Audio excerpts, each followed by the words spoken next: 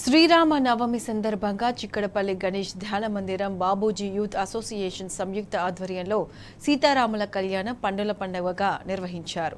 సీతారాముల కళ్యాణ మహోత్సవంలో 25 జంటలు కూర్చొని పూజలు నిర్వహించారు. గత 14 సంవత్సరాలుగా సీతారాముల కళ్యాణాన్ని నిర్వహిస్తున్నామని నిర్వాహకులు చెప్పారు. వేద పండితుల మంత్రాలతో కళ్యాణం ఘనంగా నిర్వహించారు. భక్తులు పెద్ద సంఖ్యలో పాల్గొని తిలకించారు. ప్రతి సంవత్సరం భక్తులు పెరుగుతున్నారని, సీతారాముల కళ్యాణం అనంతరం 1500 మందికి పైగా అన్నదాన కార్యక్రమం నిర్వహిస్తున్నట్లు నిర్వాహకులు తెలిపారు.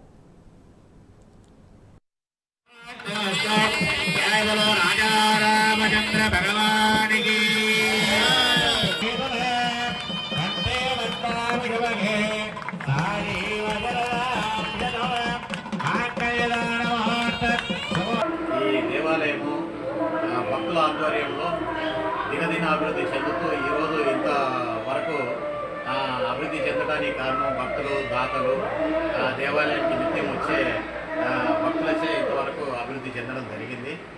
దానికి తోడు ఇక్కడ స్థానికులు, మళ్ళీ దేవాదాయ శాఖ మరియు అందరూ ఈ దేవాలయం అభివృద్ధికి ఎంతో సహకరించారు. ఈ దేవాలయం పురాతనం ఒక 70-80 సంవత్సరం పురాతనమైందైనా మనం గుర్తించి 78 సంవత్సరాలు, అంతకుముందు ఎన్ని సంవత్సరాలు అయిందో మనకు తెలియదు. ఇది స్వయంభూ స్వామివారు కాబట్టి దినదిన అభివృద్ధి చేసుకుంటూ ఇప్పటి వరకు వచ్చారు. చాలా ప్రసిద్ధిగాంచిన ఆంజనేయ స్వామి దేవాలయం. స్వయం వ్యక్తంగా ఈ స్వామి ఒక బావిలో ఒక మన్నకుంటే ఒక గుండుకి స్వామి నిలిచినట్టు ఈ వాస్తవం ఆ స్వామిని సింధులో వేస్తూ దానికి అర్థం చేస్తూ ఉండేవాళ్ళ. దానివల్ల ఈ ప్రాంతం అంతా చాలా అభివృద్ధి జరిగింది. ఇప్పుడు 4-5 వేల మందికి ఆ రోడ్డు మీద ఆడవాళ్లకు వేరుగా, మగవాళ్లకు వేరుగా క్రమశిక్షణగా రాత్రి మొత్తం ప్రసాదంలాగా తయారు చేసి అందరికీ అందజేయడం జరిగింది. అక్షతలు, కళ్యాణ అక్షతలు పెట్టిన వాళ్ళు కళ్యాణం, ప్రసాదం అన్నీ కూడా అందజేయడం జరిగింది.